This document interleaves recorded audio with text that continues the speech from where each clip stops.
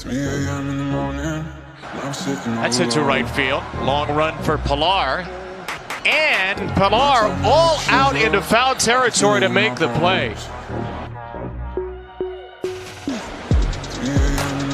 Bogarts with a drive out to right field. Judge is back on it, and that one's gone. Against all odds. Here's a high fly ball driven deep to right. Verdugo back to the pen. Leaps up. He caught it. He caught the ball. He took it back. And I will keep on waiting for a better day. Ladies and gentlemen, welcome back to the Pesky Poll Podcast, episode 71 now? Something around that. We've done so many episodes, I just forget at this point. How you guys doing today? Joining me, we have a never special guest, as you've seen him way too many times. Adam, what's good? Say what's good to the people. What's good to the people? Also, Robert sounds like garbage because he lost his mic.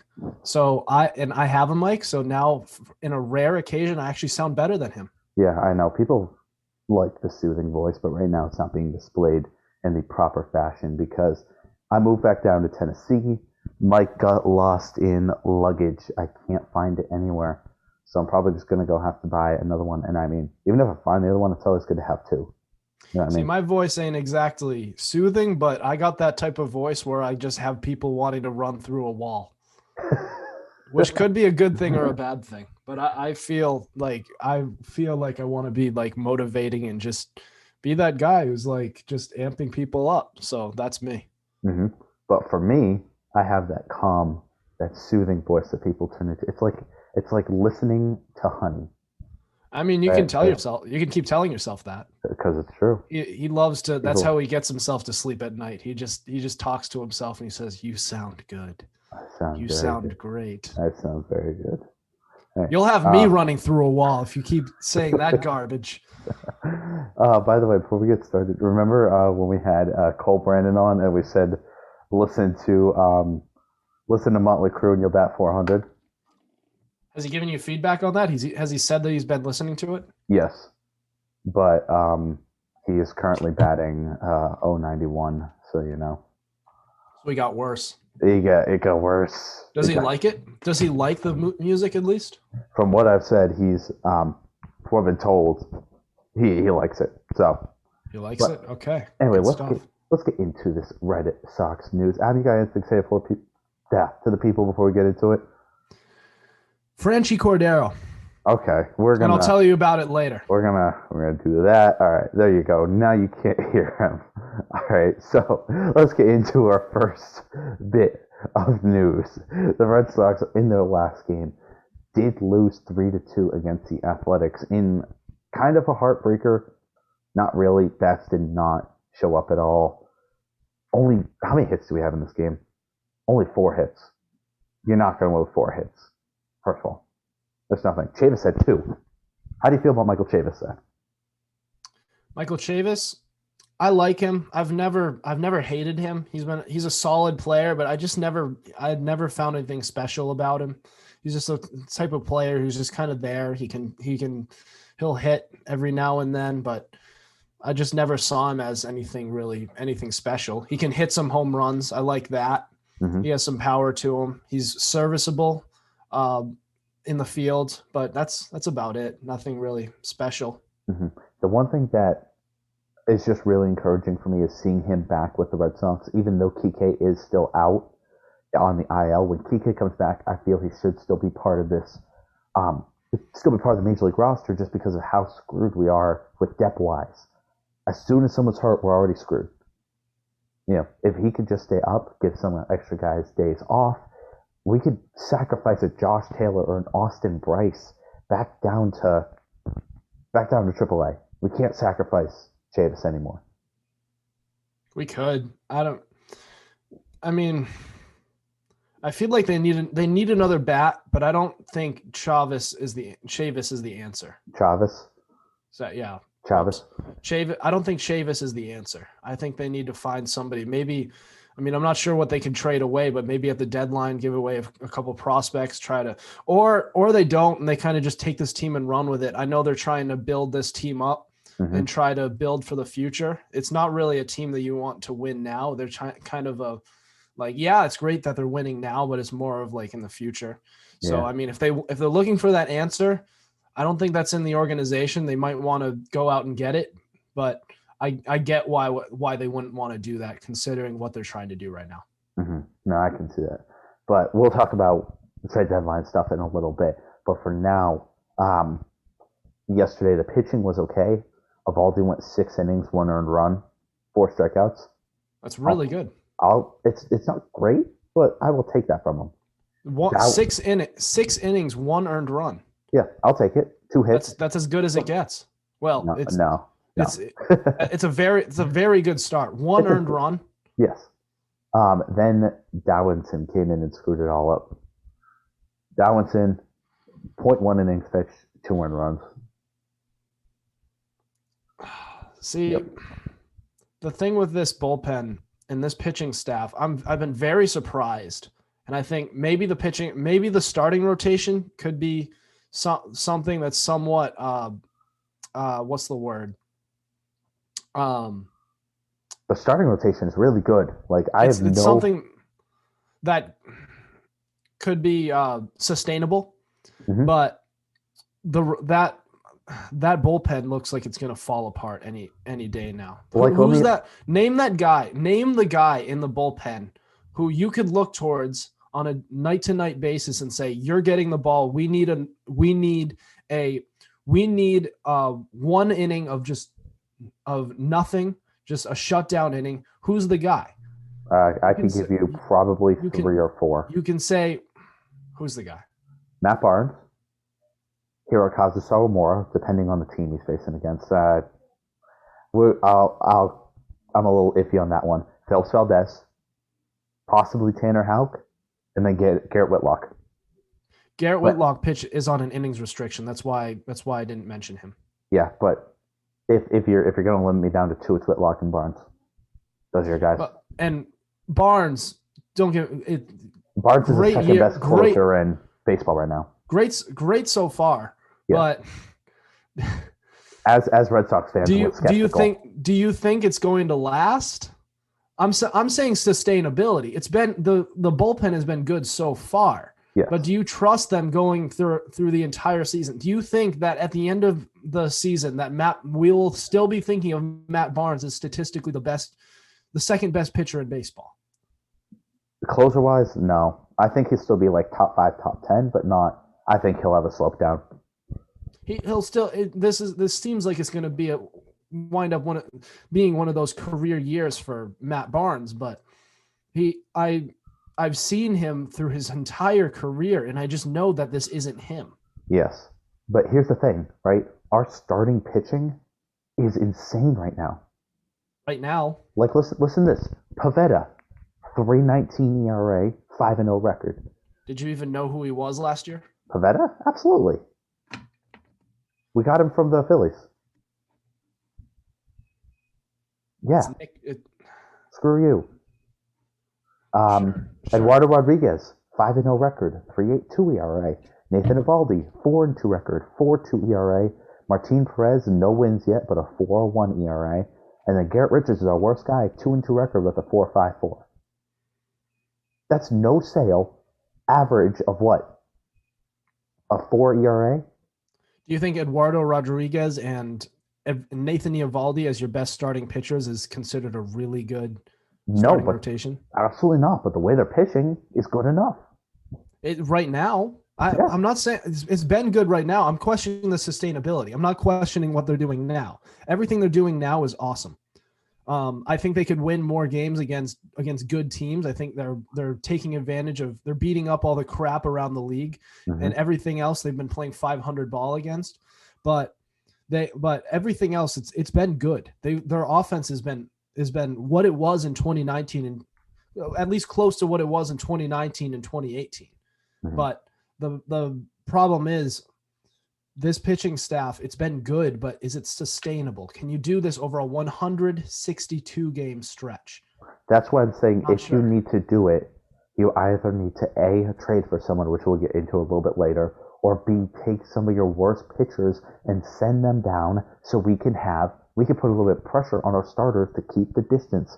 Go 7 innings in a game. Do it. Go 7. I don't think that's that much to ask for. Do you think? It's possible that it is too much to ask for, because it feels like that's the whole philosophy that they're trying to adopt right here is all this stuff. Even earlier on in the year with the Orioles, against the Orioles, they were pulling pitchers too early, and just letting their bullpen in, just giving into these analytics or analytics. Jeez. It doesn't matter how to pronounce it. Giving it seems like they're so married to this philosophy right now of all these analytics, now that Heim Bloom's around, that they're not just going to take the eye test and say, we're just going to go with the best pitcher, we're going to make this starter stretch one more inning. They're just going to say, screw it, we're bringing him in. And we know what that did to the Tampa Bay Rays in the World Series last year, where they pulled their starter too early and it screwed them over. Mm-hmm. Yeah, it's going to be killer. But like we said, we have 2 guys in this rotation that we can trust. Matt Barnes, who can go maybe 3 times a week for one inning. You mean in their bullpen? Yeah, sorry. Matt Barnes, who could go probably 3 times a week, if that. But he has a strikeout per 9 of 15, which is insane. One of the best in the league right now. And He's then been very good. And then Garrett Whitlock, who can give you 2 innings in a day and do that twice a week. But are you sure he can do that twice a week? He is on an innings restriction, like I said, but that's which is why I'm not relying on him. I think Garrett Whitlock is going to be a kick-ass starter, but the problem is he is on it. Thanks for making me blur that. I appreciate that. What? Thanks for making me blur that. I appreciate that. Thanks for making me having to edit. It's one word. I know, but if I don't edit, I have to say this is expletive content because you said that. You say that? Yeah, I have to. I don't even say that on my RSS. You kind of have to. If you don't, Spotify will yell at you. They haven't yelled at me yet, so you keep walking that line. But Garrett Whitlock, he's going to be great in the future, but I feel like right now he puts up the results, but the problem is he's on an innings restriction this year. Mm-hmm. I hate that because he's literally proven to be one of our best pitchers. Has the lowest ERA, 17 innings pitched. Look at him versus a veteran like Matt Andrees. Both pitch the same amount of innings. One is allowed 9 earned runs, one's allowed 3. One's ERA is a 4.67, one's is a 1.56. Right, but it's early. It's early, but we're looking at the same amount of time pitched each person. Right, but it's a short amount of time. Mm-hmm. It is, but same time, if I had to ask you who would you want on the mound, Garrett Whitlock or Matt Andrees, what are you saying? The latter. Adam, are you smoking something? Right now? Yeah. Yes. Okay, that explains it. All right, cool. Casually just promote that to our fans. But when it comes to our hitting, right? Our pitching, we're about an average team, right? We're nothing special, but we're still the best hitting team in the league.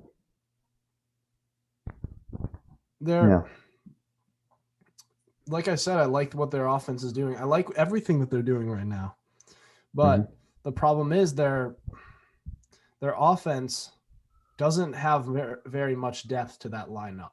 It doesn't, and but this is a time where we would be looking back and saying, boy, I really wish I didn't trade Andrew Benintendi, who's batting 275 right now in Kansas City. Keep talking. You sound like CNN right now, just blurting out blocking out things that you don't like just because you don't like them. You just disagree with them. We can't get political here. You just don't like it, so you shut it down. You shut down debate. Adam, we can't get the political here. Stop. Just saying. That's what you're doing. Francie's been struggling hard. There's just no doubt about that. Yeah. You know who isn't? Benintendi. Xander. Benintendi. I think Xander Bogart's too bit of it. Yeah.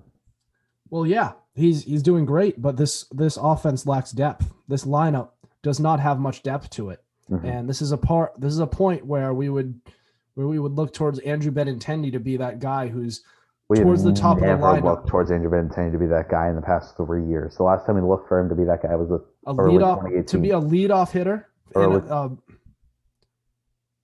2019, he was good too. 2019, it was okay. Nothing that really strung out at you. Better than anything we have past our top 5 hitters in our lineup. Outside of that, it's been all Gonzalez, Cordero. Vasquez has been all right. Vasquez is at 265. Cordero, we already talked about. It's in the 50s. Gonzalez, it's 265. Gonzalez? Gonzalez is a 211. 211, exactly. But with Gonzalez, I'm going to give him a pass because he's playing insane on defense. He's just Bobby Dahlbeck. Bobby Dahlbeck's been struggling. Like, I don't know what's been going on with. He's just looking for home run shots. That's it. I think there's very rare exceptions when you can say this guy gets a free pass because of how he is in the field. I look back to 2013 when Stephen Drew was batting in the .07 something, and he was playing phenomenal defense. But they were able to afford that because that offense was electric past him. Mm-hmm. But typically, traditionally in lineups, what you really want between defense and offense is the offense, the bat. Because if your bat is good, then they'll stick you anywhere to get you into the lineup. It's more important than your defense to be able to produce runs. Mm-hmm. A lot of players can just be stuck out there and still be serviceable and make plays. They're big league players. They've been playing baseball since they were kids. They've been everywhere. Mm-hmm. But what matters is getting their bat in the lineup if you can hit, and they don't have that past their top 5 hitters on that team. I mean, here's the thing, though. As much as we're talking about it, as of right now, it's still the best hitting team in the league. Yeah, it has. That's what I'm saying. So if it's not broke right now, I'm not going to complain. If we were like anywhere outside the top 10, I would be worried. But right now, sitting at number 1, I'm not worried at all. As soon as we start hitting that slip, and we start going from like a 261 average that we're batting now, and then we go down to, let's say, who's the 10th team? The Blue Jays are 241. As soon as we start hitting like a 245 batting average, I'll be like, yeah, we're slipping. This isn't good. Not being worried. Just skeptical. Okay. Sustainability is what I'm wondering about. I could see that. But for now, with it just being our lineup, I'm not worried at all. I can be a little skeptical and say, yeah, this team doesn't have too much depth behind it. But at the same time, the people who aren't having the best depth for us right now, Gonzalez, Dahlbeck, and somewhat Renfroe, they make up for it in the fielding. But that's too many players who can make up for it. I'd rather only have 1 or 2 of those. But like, if you have so many players who are that bad at hitting, just imagine if those that are top 5 hitters, Verdugo, Devers, Martinez, Bogarts. Who's the other guy? All those guys. Renfroe? Guys, you say Renfroe? No, not Renfroe. I guess just those 4 then. Yeah, Renfroe, Gonzalez, Dahlbeck, and Cordero are our worst guys. Yeah, so that's almost half of our lineup.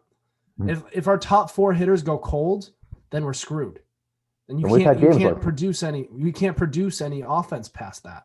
And I don't think their pitching staff is good enough right now, is built to be sustainable, to just be good enough, serviceable to complement a great offense, the number 1 offense in the league. That's what it's built to be.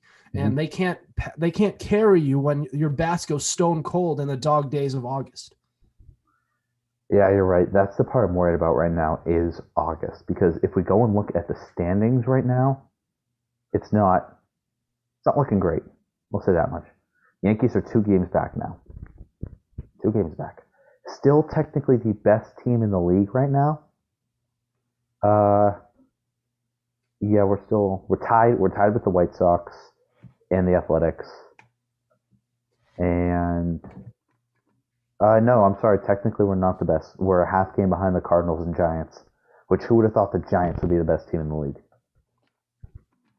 We've been right up there all season as among the best teams record-wise in baseball. Yes. And it's mainly thanks to that one 9-game winning streak.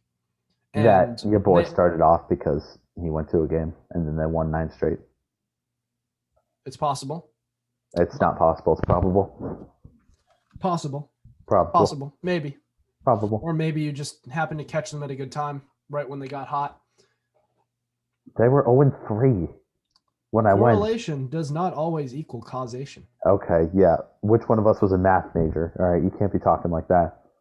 I'm just saying. It's true. Shut up. Nobody asked for your opinion. You just did. No. You brought me onto the show. No. You just kind of showed up. I was planning on doing the show alone. You just kind of showed up. Hey, you told me yourself you have no motivation to do the show alone. That is not true. You have no proof of that. You told me. But you have no proof. You told me. Show me the Carfax. I'm going to record it next time. I'll just be recording on my phone, and then it'll be like, oh, he has no proof. Mm-hmm. And then I'll be like, ha, look at this.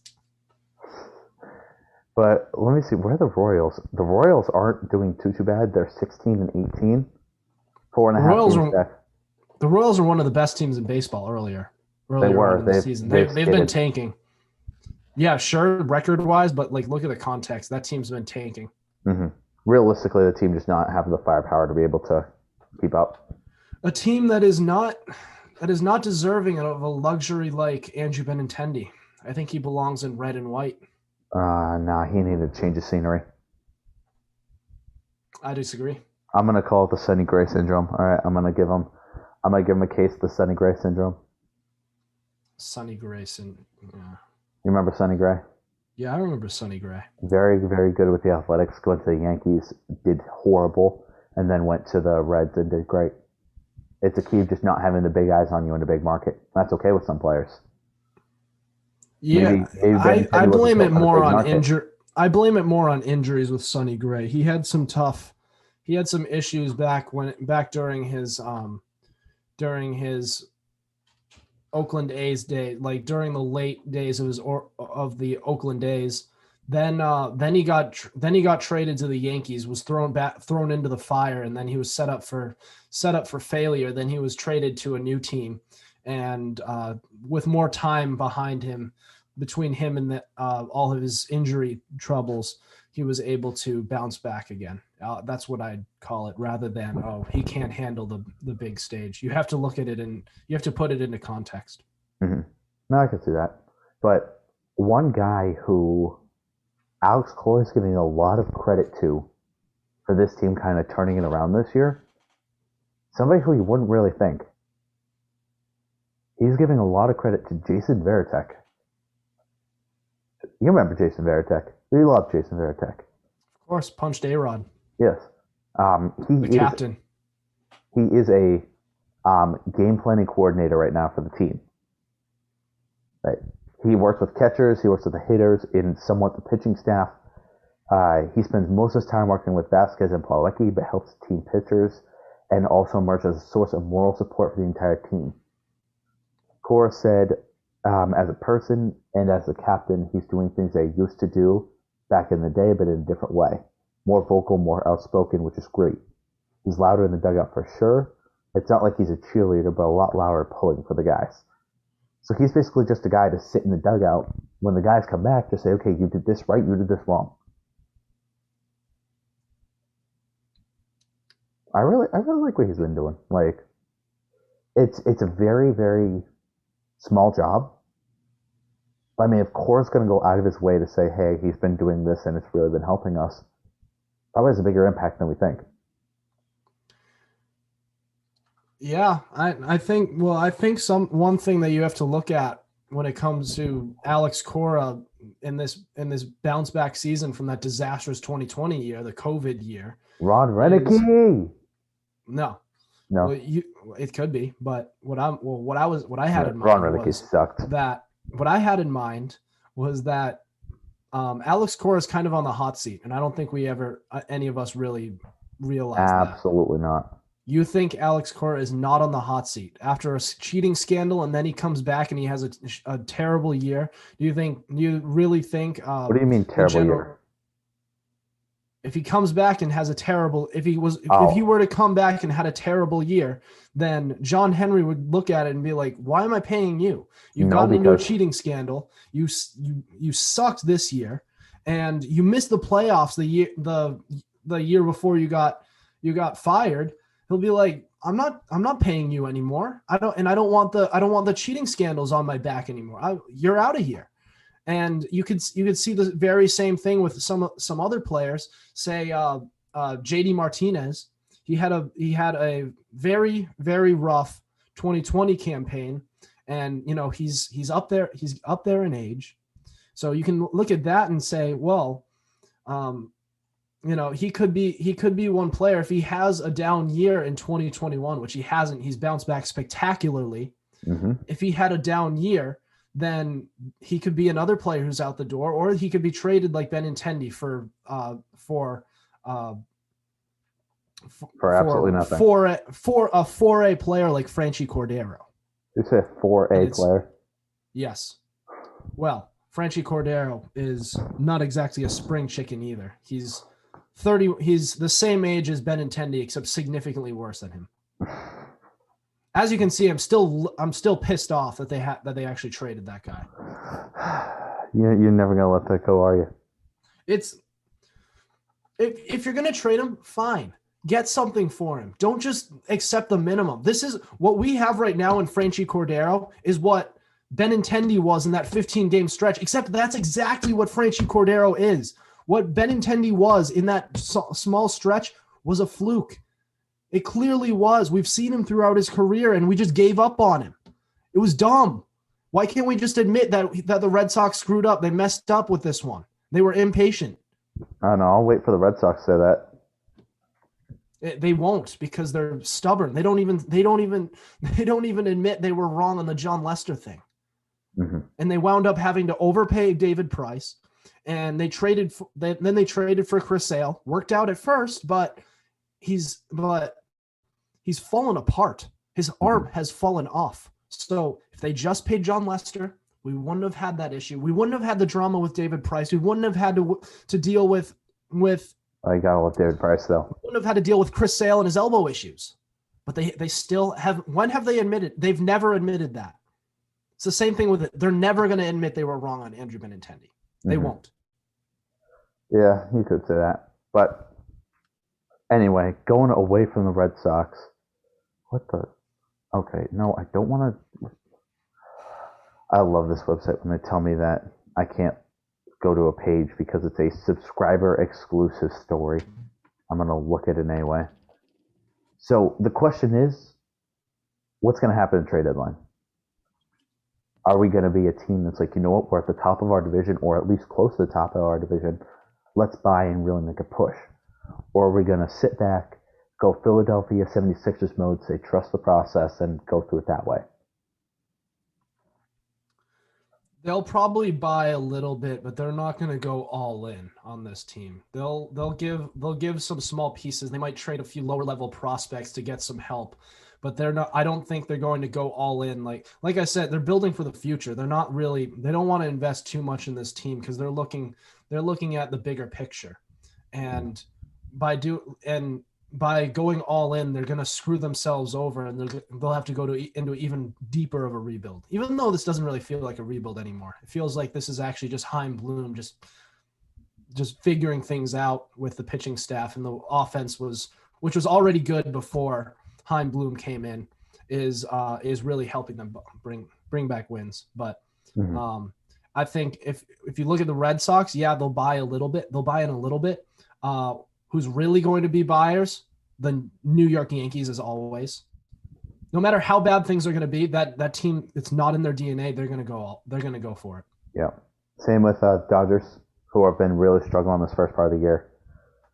You Yeah, can already tell they're going to just go straight for it. Those are teams. They're big market teams. They go for it. It's not in their DNA. It's really just them two in Chicago that I really see as like the three big market teams of. I don't even see Boston as like up at that. You don't see Boston. Boston's a big market team. Boston is a big market team, but not as big as those three. They're a big market team. They just screw things up. They're better than the Cubs with how they spend their money, but they're not as good as the Yankees or Dodgers, as much as it pains me to say it. And I've said it before, and I'll say it again. With the money and resources the Red Sox have, they should never be finishing anywhere outside of first or second place, and maybe third. But there's no reason for them to ever finish in last place like they have a few years. We spent $30 million on Chris Sale, $17 million on Nathan Eovaldi. That's per year. The dumbest thing I've ever heard. Year. Maybe Sale. If he can come back. Sale, yeah. But Eovaldi can convince me Sale, but Eovaldi was dumb. I mean, we're paying Ottavino $10 million right now. Price was really stupid. Price was dumb. Price was like a four-year deal, $32 million each year. And I can just go. There's more on the list. Pablo Sandoval, Hanley Ramirez. We're still paying Manny. Adrian Gonzalez. We're JD still Drew. paying Manny. Yeah. Manny is still getting paid. Manny was worth it. Manny Ramirez was worth it. Until he went to the Dodgers. JD Drew. Hey, don't disrespect JD Drew like that. Carl Crawford.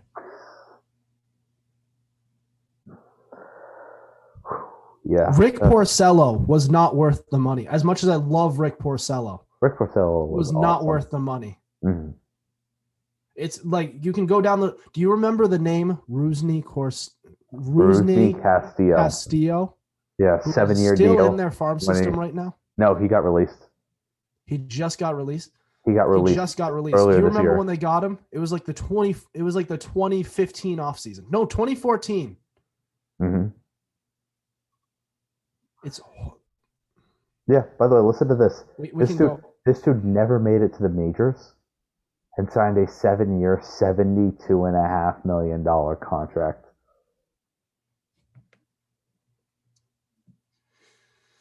Never made it to the. Actually, he did make it to the bigs, but it was, and he did have some early. He had some very early success, but it turns out he could never hit the curveball. His swing was so long. Mm-hmm. It was. And by the way, just so my point's been made. Just so we're clear, he got about $800,000 per game he played with us. Per game, he $72.5 million, played 99 games with us in the majors. Talk about somebody who robbed the Red Sox. That's a robbery. They just let everybody rob the Red Sox, really. They just let everybody in there and just rob them. We do throw our money at problems, but it's just stupidly. It's stupid. And the Yankees throw their money at problems. The Dodgers throw their money at problems. But they do it more smartly. Mm-hmm. And as much as it makes me jealous to think about, but they're doing it right. They make good trades. Mm-hmm. They don't trade their left fielder for one of the worst hitters on the team. Yeah. Benintendi. All right, so this is going to be a shorter episode, mainly just because I don't have a mic and I don't want to go through a full episode with sounding like absolute crap. But final thing that I want to talk about real quick, Oakland Athletics. I'm going to give you 5 places that they might go. Let me know what you think about them, all right? First is Vegas.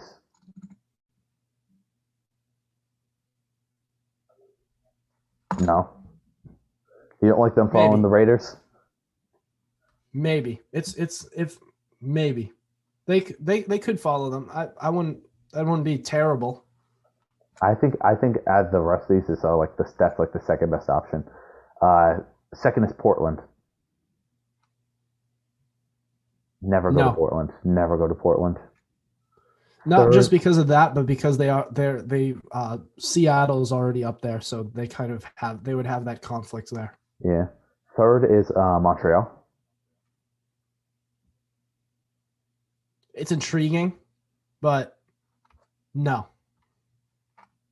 No. Fourth is San Jose. No. You don't think so? No. Just stay at Oakland at that point. It's stupid. All right, and fifth, I think this one is the best option, Nashville.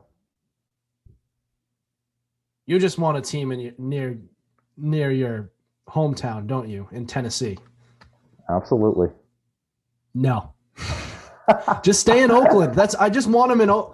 They're the Oakland A's. It's like the Orioles leaving. It's like the Red Sox leaving. They're the Oakland A's. They're nothing else. Just stay in Oakland. It's stupid. You want to change the name of their stadium, the O.Co Coliseum?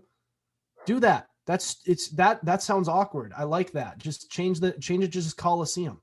But don't just leave. Like, why? Why?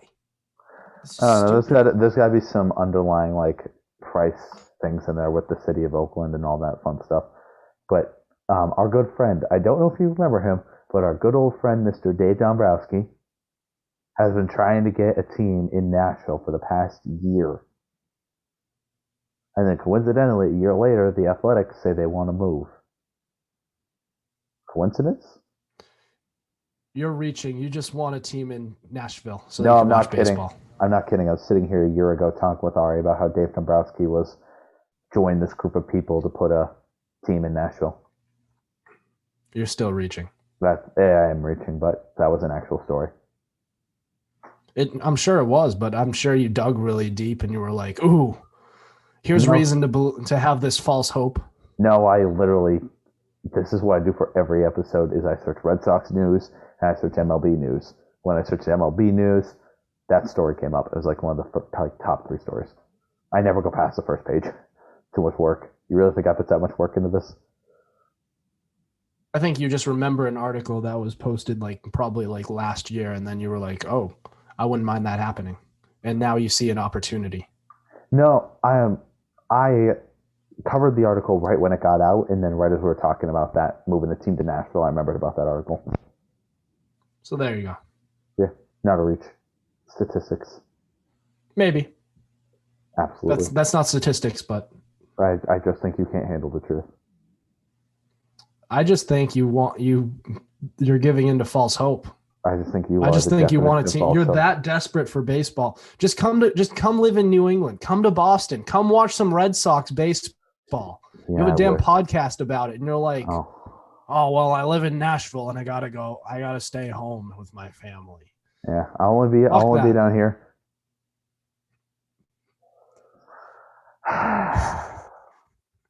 You can edit that out.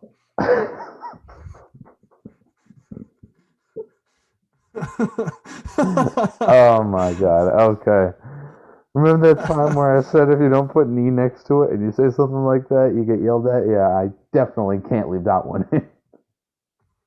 You can't leave that one in. I don't think that one's safe for radio. That's like the time when Brian said you leave Wentz on the effing bench. And I never caught that. Oh, yes, I did because you told me about it. Oh, we hate Brian. Did you cut out Brian's fart, by the way? Because I was going to look at it and I didn't. Nope. To show one of my. You didn't? No, I never touched it. I haven't been able to find it. What episode was it? It was like episode 9 or something like that. Not 9, but it was one. It was I think like 16. It was about Sam Darn. No, he was off by then. It was like right. It was the franchise tag. Yes, and just so you guys know, as always, go check out Adam's podcast if you are a football fan. Fumblerski podcast. He's not done his selfish promo yet, which I'm very surprised about. He always does that at the top of the show. But anyway, he comes up with terrible names for episodes. So just don't worry about the name. Just get into it. The content will be somewhat better once you actually get into it. Names are just terrible. Lambeau Leap of Faith. No. Absolutely not. That's the name of the episode. Coming out at the same time as this one is. We're recording this on Wednesday at 4:30. Both will be up Wednesday at 7. So make sure if you're listening to this one right as it comes out, then go listen to his. It should be up if somebody remembers to actually change the name and the date or the name of his podcast. I already have the post ready and everything. It's coming. It's Lambo Leap of Faith. Did you change it on YouTube though? Yeah, but I'm not gonna have it inconsistent like that. What? Like, if it's on Spotify as Lambo Leap of Faith. Yeah, no, that's on the thing. YouTube Did you change it? Did you change the name to Lambo Leap of Faith yet on YouTube? Not yet. He's not going to remember, so it's just going to come out with saying Fumbler's episode 27 once again, because I have it scheduled for 7. He's not going to remember. 23, but 23. 23, yeah. Whatever. So, with that being said, thank you guys so much for watching. Adam, you got anything else to say to the people? Franchi Cordero. He has nothing else to say. He's that close-minded up in the Also, brain. check out my latest episode of the Fumbledrewski podcast. We just got done talking about that. Yeah, well, I'll reiterate it. It's a good day. That being said, thank you guys so much for watching. I apologize about my audio. It will be fixed for the next episode. God bless you guys. We'll see you guys on the next one.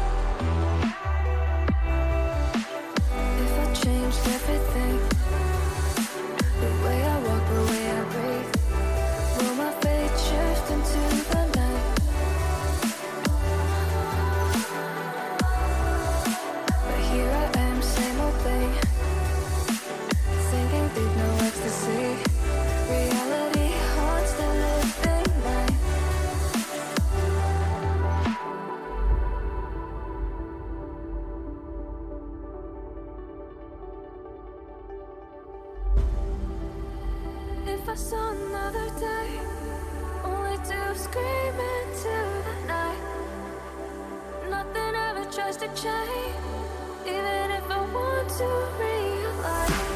'Cause I've been sitting here, same old ways, taking off without the same mistake.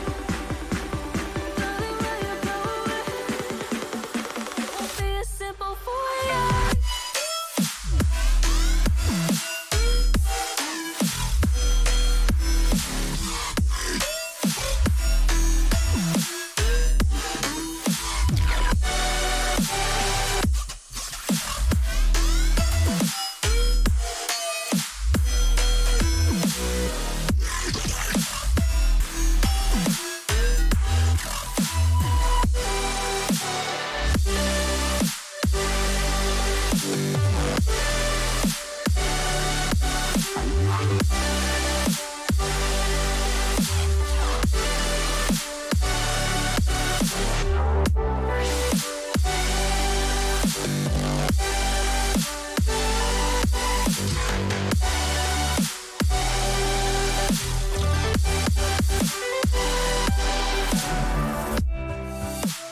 Time won't change anything if I don't know how to breathe.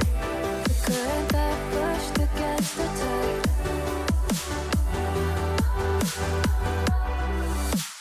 Maybe once, maybe twice, turned around to save the time. Now I know how to leave the side.